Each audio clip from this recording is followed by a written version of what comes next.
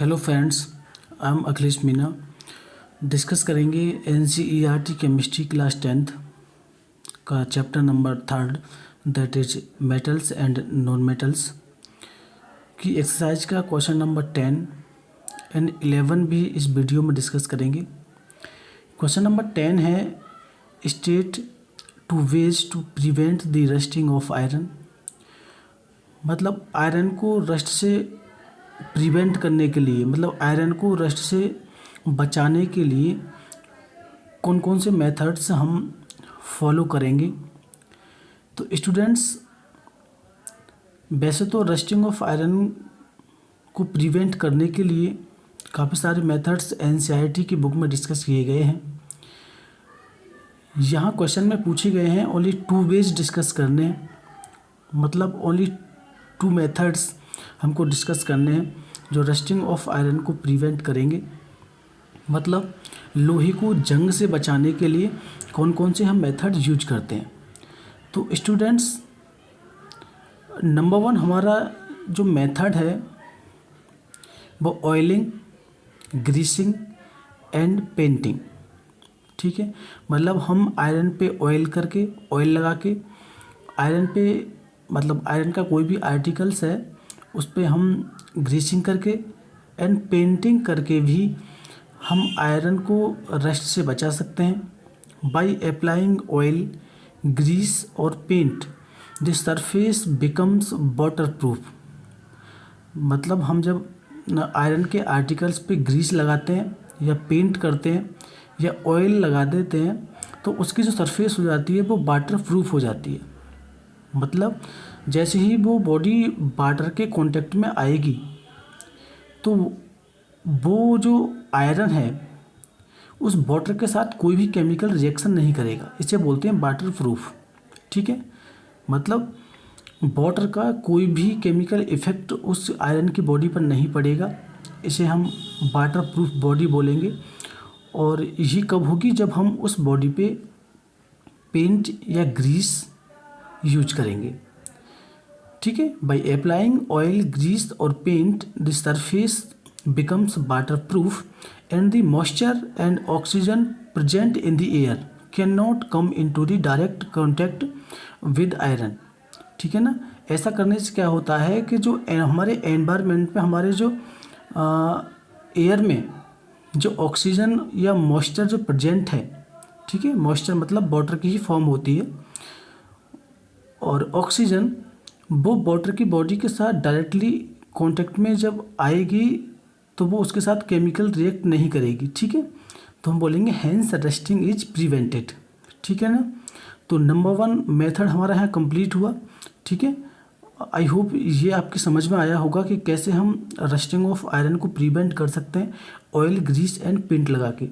और ये daily usage में आप अपने घरों में ये देखते हैं कि जब हम आयरन की कोई भी सब्सटेंसेस हम मतलब ख़रीदते हैं तो उस पर हम ग्रीसिंग या पेंटिंग करते हैं ताकि उस पर जंग ना लगे। ठीक है, उसे हम रस्टिंग ऑफ आयरन से प्रिवेंट कर सकें, बचा सकें।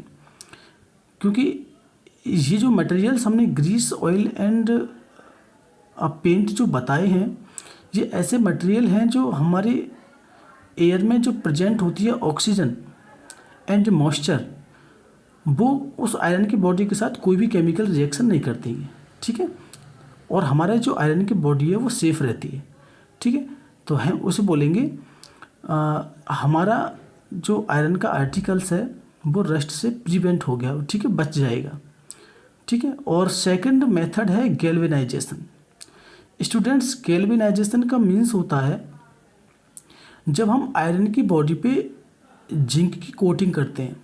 मतलब जिंक मेटल होता है जो एयर की ऑक्सीजन एंड वाटर वेपर, जिसे हम मॉइस्चर बोलेंगे, उसके साथ इजीली केमिकल रिएक्शन नहीं करता है। ठीक है, तो ऐसा कब करते हैं, आयरन की हमने कोई बॉडी लिया, आर्टिकल लिया, उस आयरन की बॉडी पर जिंक की एक लेयर चढ़ा देते हैं। ठीक है, जिंक की कोटिंग करते हैं, जिसे हम क्या बोलते हैं, गैल्वेनाइजेशन। ठीक है, आयरन की बॉडी पर जिंक मेटल की कोटिंग करना ही गैल्वेनाइजेशन कहलाता है। तो an iron article is coated with layer of zinc metal which prevents the iron to come in contact with oxygen and moisture, hence rusting is prevented. तो हमारा जो iron का article है वो रस्ट से प्रिवेंट होता है। ठीक है, तो ये दो मेथड मैंने यहाँ पे डिस्कस किए हैं और आई होप ये दोनों मेथड्स आपको समझ आए होंगे। ठीक है, इसकी जो थ्योरी है मैं यहाँ पे अभी राइट डाउन कर देता हूँ।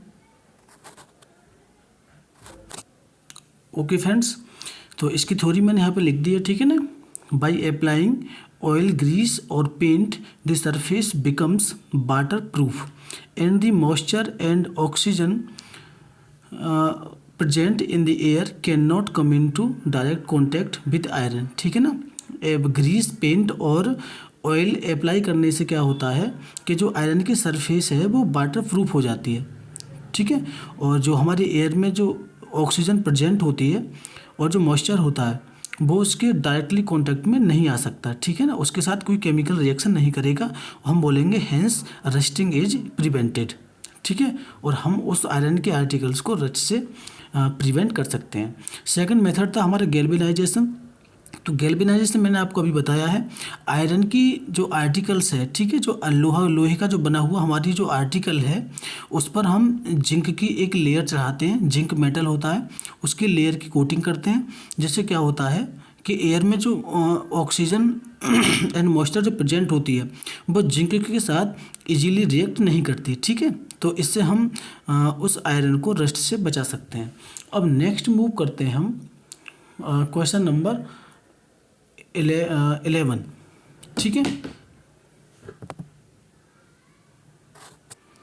क्वेश्चन नंबर 11 है, what type of oxides are formed when non metals combine with oxygen. मतलब ऐसे कौन से ऑक्साइड होते हैं, उन ऑक्साइड के नाम हमको इधर बताने हैं जो नॉन मेटल के साथ कंबाइन होके बनाते हैं। ठीक है, मतलब नॉन मेटल्स होते हैं और ऑक्सीजन के साथ जब कंबाइंड होंगे तो वो कैसे ऑक्साइड फॉर्म करेंगे।